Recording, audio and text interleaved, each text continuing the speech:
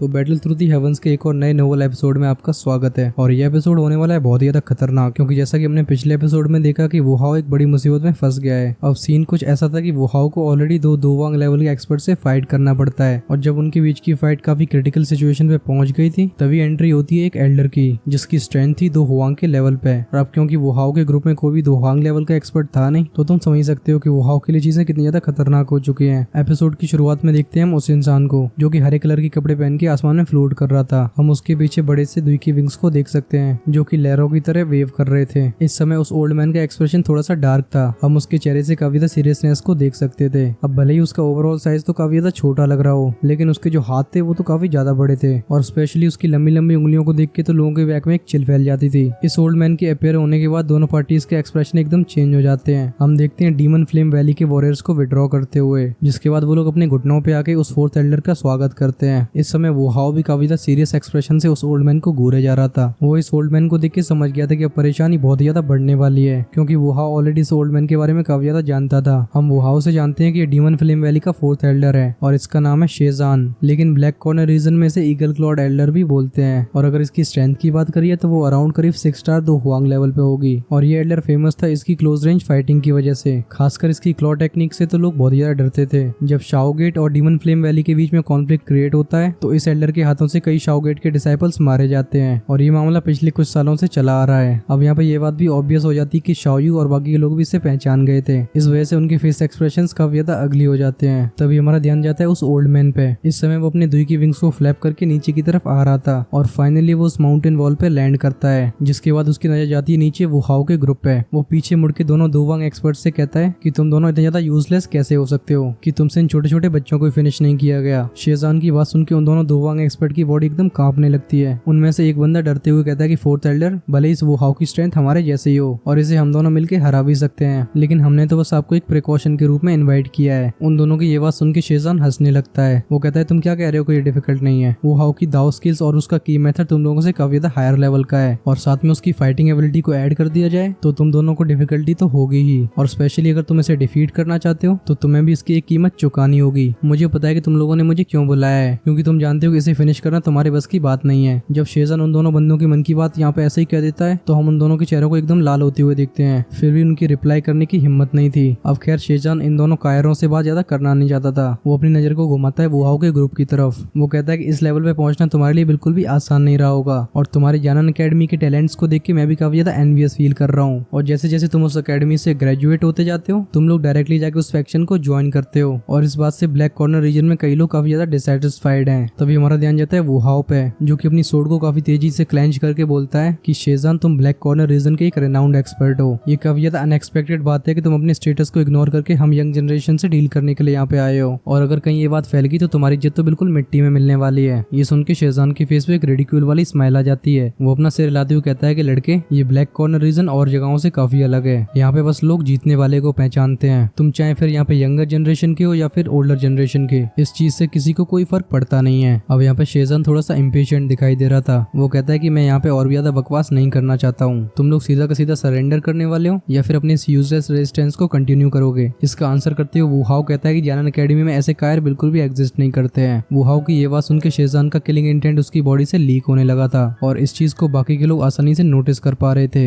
वुहाओ के पीछे खड़े हुए स्टूडेंट्स जब इस किलिंग इंटेंट को फील करते हैं तो कई लोगों की बॉडीज तो एकदम कांपने लगी थी, लेकिन वो लोग इतने बड़े बेवकूफ थे नहीं। वो जानते थे कि अगर आज वो सरेंडर कर भी देते हैं तभी उनकी सिचुएशन कुछ इंप्रूव होने वाली है नहीं। इस वजह से आज हमें पूरी दम लगा के फाइट करनी होगी। सबका ऐसा रिएक्शन देख के शेजान एक डरावनी तरीके से हंसने लगता है। वो कहता है कि तुम्हारी जानन अकेडमी के लोगों की हड्डियां सच में काफी ज्यादा टफ हैं। खैर ये भी तुम्हारा बेसलेस स्ट्रगल है। जिसके बाद हम देखते हैं उसे अचानक से अपने पैरों को पटकते हुए, और अगले ही पल में वो वुहाओ से थोड़ी दूर पे अपीयर हो चुका था। वो कहता है वुहाओ, जब तुम फाइट करते हो तो मैंने सुना है तुम अपनी जान की भी परवाह नहीं करते, तो चलो आज मैं ट्राई कर ही लेता हूँ कि तुम कितना ज्यादा स्ट्रगल कर सकते हो। वो पीछे मुड़ के सिपाहियों से कहता है कि इसके एग्जिट को सील कर दिया जाए, और अगर यहाँ से कोई भी भाग पाया तो इसकी कीमत तुम्हें अपनी जान से चुकानी पड़ेगी। इस ऑर्डर को सारे के सारे वॉरियर्स तुरंत मान लेते हैं। हम देखते हैं उन सबको एग्जिट की तरफ विड्रॉ करते हुए, जहाँ पे वो एक सीलिंग फॉर्मेशन क्रिएट कर लेते हैं जिससे इस वैली का एग्जिट पूरी तरीके से ब्लॉक हो जाए। तभी हमारा ध्यान जाता है वुहाओ पे, जो कि अपने आप को अंदर से जैसे तैसे करके संभालने की कोशिश कर रहा था, क्योंकि सामने शेजान की बॉडी से इतना ज्यादा खतरनाक किलिंग इंटेंट रिलीज हो रहा था कि वुहाओ समझ गया था कि आज उसकी जान पे सच में एक बड़ा खतरा है। इस वजह से वो अपने दोनों हाथों से अपनी सोर्ड को टाइटली पकड़ लेता है, जिसके बाद वो तेजी से चिल्लाते हुए शेजान शेजान की तरफ शूट हो गया था। वो हाउ को खुद से इनिशिएटिव लेते हुए देख शेजान के फेस पे कोल्ड स्माइल आ जाती है। वो आराम से खड़े होकर उस सोड को अपने पास आने का इंतजार कर रहा था और जब वो हाउ का अटैक उसके 2 फीट के दायरे में आ गया था तब हम देखते हैं शेजान की उंगलियों को कर्ल होते हुए, जो कि एक चील के पंजे जैसी लग रही थी। और जब वो अपने इस पंजे को आगे बढ़ाता है तो अब वो हाउ का अटैक बिल्कुल भी आगे नहीं बढ़ पा रहा था। ये देख के वो हाउ का फेस एक्सप्रेशन थोड़ा सा चेंज हो जाता है। हम उसे अपनी सोड को वापस खींचते हुए देखते हैं, लेकिन यहाँ पे शेजन ने तो इस तरीके से सोड को पकड़ रखा था जैसे कि उसकी सोड उसके हाथ में चिपक गई हो। शेजन हंसते हुए कहता है कि तुम बस इतनी स्ट्रेंथ लेके मेरे सामने एरोगेंट बिहेव कर रहे हो। वहीं पे वो हाउ अपनी पूरी ताकत लगा के अपनी सोड को पीछे खींचने की कोशिश कर रहा था। तभी हम शेजन को अपनी एक उंगली को फ्लिक करते हुए देखते हैं जो कि उस हैवी सोड में जा टकराती है और हमें सुनाई देते हैं क्लैंक क्लैंक के कई साउंड।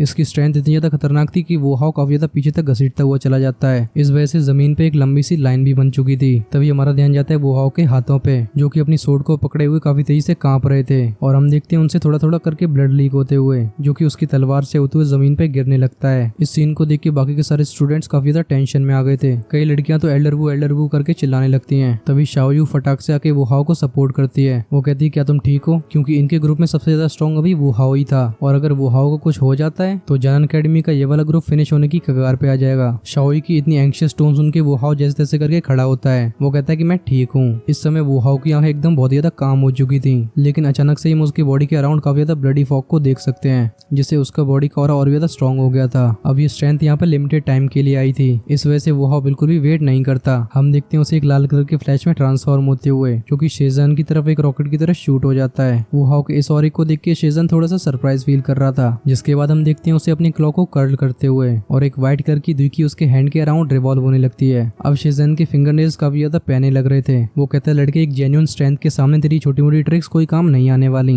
और इतने कहने तक वो हाउ उसके सामने ऑलरेडी अपीयर हो चुका था, जो कि पूरी ताकत से अपनी हैवी सोर्ड को ऊपर उठा के शेजन की हेड की तरफ स्मैश कर देता है। इस सोर्ड अटैक का ऑरा इतना ज्यादा खतरनाक था कि दूर से लोगों को तो ऐसा लग रहा था जैसे ये माउंटेन को भी बीच में से काट सकता है। इस ब्लेड को अपनी तरफ आते हुए देख शेजन भी अपने क्लॉ को आगे की तरफ बढ़ा देता है, जो कि एक व्हाइट कलर की दुई अपने साथ कैरी कर रहा था, जिसके बाद हम कई आफ्टर इमेजेस को क्रिएट होता हुआ देख सकते हैं। अब जब भी वो हाउ की सोर्ड उस पंजे से कोलाइड होती तो हम वो हाउ की ब्लडी ऑरे को धीरे धीरे कम होते हुए फील कर पाते हैं। ये सीन आगे कुछ सेकंड्स तक कंटिन्यू चलता रहता है, जिसके बाद फाइनली वो हाउ का वो ब्लडी ऑरा स्कैटर हो जाता है। इस लाल कलर की दुई को स्कैटर होते हुए देख शेजन काफी ज्यादा खुश हो गया था। वो कहता है बच्चे मैं तुझे बताता हूँ कि दो हुआंग की स्ट्रेंथ क्या होती है। और ये कहने के बाद वो हाउ की सोर्ड को पकड़ के अपनी तरफ खींच देता है, जिससे वो हाउ की वो हैवी सोर्ड सीधा माउंटेन वॉल में जाके गड़ जाती है। और जैसे वो हाउ की हैवी सोर्ड उसके हाथ से निकली थी, हम देखते हैं शेजन को आगे की तरफ झुकते हुए, जिसके बाद वो अपने पंजे से वो हाउ की चेस्ट की तरफ एक खतरनाक अटैक लॉन्च कर देता है। अब यहाँ पे वो हाउ के पास इस अटैक को डॉज करने का बिल्कुल टाइम नहीं था। इस वजह से जब ये अटैक उसकी छाती में लगता है तो हम देखते हैं वो हाउ के मुंह से काफी ज्यादा अमाउंट में ब्लड को बाहर आते हुए, जिसके बाद वो करीब 10 मीटर जमीन में घसटते हुए पीछे चला जाता है। वो हाउ को इस तरीके से इंजर्ड होते हुए देख सभी लोग काफी ज्यादा टेंशन में आ जाते हैं। जब कुछ इंस्ट्रक्टर वो हाउ को सपोर्ट करने के लिए आगे जाने की कोशिश करते हैं तो वो भी अपने मुंह से खून फेंकते हुए फुटबॉल की तरह पीछे आ जाते हैं और अब वो हाउ को सपोर्ट करने के लिए कोई नहीं बचा था। तभी हमारा ध्यान जाता है शेजान की तरफ, जो कि एक स्माइल के साथ वो हाउ के स्ट्रगल को एंजॉय कर रहा था। हम देखते हैं उसे वो हाउ की तरफ धीरे धीरे आगे बढ़ते हुए। अब यहाँ पे शाओयू का ग्रुप भी शेजान को रोकना चाहता था, पर उनके ग्रुप की स्ट्रेंथ तो बहुत ही ज्यादा गई गुजरी थी।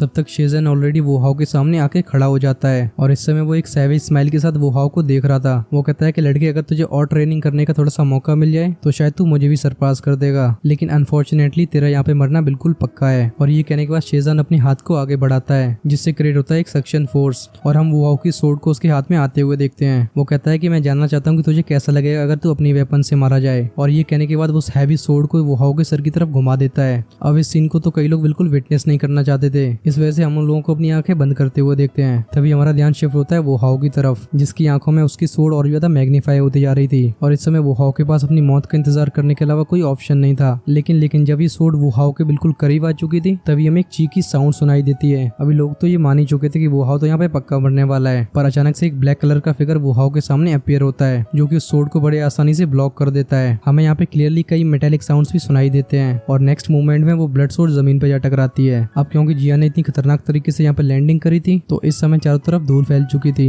इस वजह से लोगों को भी समझ में नहीं आ रहा था कि यहाँ पे हुआ क्या है। तभी हम देखते हैं वो हाउ को अपनी आंखों को खोलते हुए, और जो चीज उसके सामने अपीयर होती है वो उसे कभी भूल नहीं सकता, क्योंकि वो हाउ के सामने थी एक हैवी ज़वान रोलर। अब क्योंकि वो हाउ इतने बड़े सदमे से गुजरा है तो शुरू में तो वो थोड़ा सा स्टार्टल्ड फील कर रहा था। वो सोचता है ये सोर्ड तो मैंने कहीं देख रखी है, लेकिन अचानक से ही उसे एक चेहरा याद आता है और इस बारे में सोच के वो हाउ एकदम बहुत ज्यादा खुश हो गया था। वो अपनी धीमी लेकिन एक्साइटेड आवाज में कहता है कि जियान क्या ये तुम हो? अब यहाँ पे ये जियान है या कोई और है ये तो हम सबको पता है, पर आगे जियान क्या करने वाला है ये हम जानेंगे करेंगे नेक्स्ट एपिसोड में। लेकिन उससे पहले तुम मुझे ये बताओ कि ये वाला एक्सप्लेनेशन कैसा लगा, और साथ में तुम अपने सजेशंस को शेयर भी करते रहा करो, नहीं तो तुम्हारे भाई को काफी ज्यादा बोरिंग फील होता है। और अगर तुम नए आए हो तो चैनल को सब्सक्राइब करके हेल गार्डन फैमिली का पार्ट बन सकते हो, क्योंकि फ्यूचर में इससे भी ज्यादा शानदार कंटेंट तुम्हें मिलने वाला है और तुम उसकी नोटिफिकेशन बिल्कुल भी मिस न करो। इस वजह से चुपके से सब्सक्राइब वाले बटन को दबा दो। वैसे तो मुझे पता है कि हेल गार्डन की वीडियोस को कई सारे लोग देखते हैं, पर जब सब्सक्राइबर काउंट बढ़ता है तो हमें ऐसा लगता है कि हमारी कम्युनिटी और भी ज्यादा बड़ी होती जा रही है। खैर, जैसे ही नेक्स्ट एपिसोड अवेलेबल होता है आप उसे राइट साइड में क्लिक करके देख सकते हो। हम मिलते हैं वीडियो के उस पार, तब तक के लिए हरे कृष्णा।